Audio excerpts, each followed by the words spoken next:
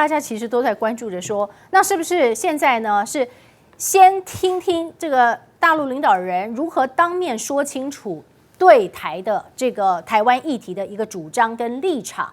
那么川普呢，现在就是要回家好好想一想，究竟接下来要如何来对此表态。那刚才呢，其实这个帅将军，那他最后讲到对台军售的那个部分的时候，你看他说我很快就会做出抉择，所以现在怎么好像听起来是他还没有确定要怎么做，那可能倾向怎么做，可能倾向会说些什么呢？来，先请教帅将军。首先，川普已经很老实的讲出来，台湾问题被习近平很强烈的提出来，而且把底线跟底牌都跟他亮过了。那川普的不回应是聪明的，因为美国在这个前面几任总统跟反中的这个认知作战里面，那当然有些人不赞成这样子，因为始终认为台湾是很好用的一个棋子。那川普不公开的讲任何对台湾的态度，但是他讲了一句：我不会希望为这个事情爆发战争。对。第二个，军售问题是中间的天平的一个砝码，就是你能够具体表现你的态度的一个东西，又不会引起太强烈的反对，因为他不能公开的对中国在这方面表示很大的让步。但是我根据观察台美之间的军售这么多年的经验，他的手法很多，譬如说以前常用的一个手段，我只卖防御性的武器，所以飞弹不能飞远，飞机不能做大，炸弹也不能够打到那边去，那是对中国的一个妥协。那后来中国一抗议呢，他又可以我把武器的规格降低，降低了，那性能减少，你不必担心。那现在更进一步就是说，我已经卖了，我可以延期交货，我们也亲眼看到了，或者是把库存品的库存也卖给我们也看到了，那个不能防弹的防弹衣，几十年前的东西，所以他回去会酌量，就是说你这边跟中国达成这么多协议，生意上来往、投资上的来往，你要不要为了军售整个翻盘呢？那中国态度很清楚啊，我跟你讲好的，我买你飞机，买你大豆什么什么好，那你让步的是什么？那台湾问题，你如果说还维持跟以前那种做法的话，那中国大陆跟你的谈判就完全作废了。而且这个事川普早就有预案，140亿美金的采购，在他桌上已经摆了好久了。他为什么不批？那为什么我们台湾只看到前面3800亿？那问题就是说，他知道这个是最后能够跟大陆妥协的一个谈判的东西。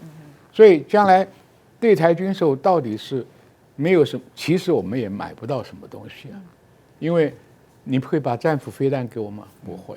你美国最好的武器是所谓这个最新的这个精灵炸弹或者是那些，你不会卖。那 F-35B 你不会卖，我要垂直起降我们讲了很久啊，是他不会卖，他自己库存都不够，但能卖给你的东西呢，对不对？那台湾现在朝野都在盯着海马士，那海马士既然那么重要，为什么第一批军购里面不批呢？对不对？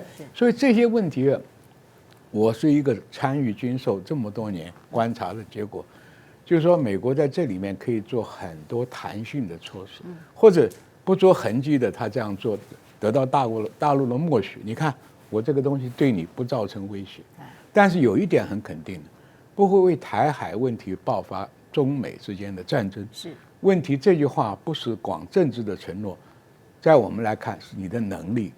你今天常被管辖到伊朗，你都失败了，你能管到这么远的台湾吗？第二个，很早以前就听川普讲台湾就是我桌上笔尖那么大，所以你不要把美国军火商跟那些受军火商控制的议员到台湾来推销。还有一个最有名的证据，2027爆发战争，所以你赶快买。现在证明这个是假的了。川普讲，我认为不可能发生战争。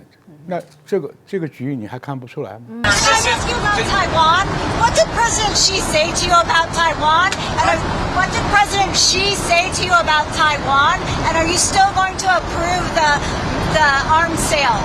So President Xi and I talked a lot about Taiwan.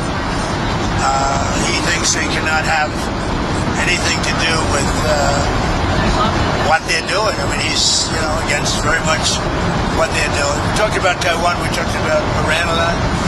And I think we have a very good understanding on both.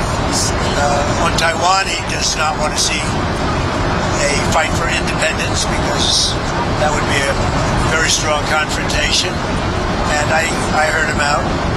Are you going to say your word? No, I didn't make a comment on it. I heard him out. I have a lot of respect for him. On Iran, it's very interesting. He feels strongly they can't have a nuclear weapon. He said that very strongly.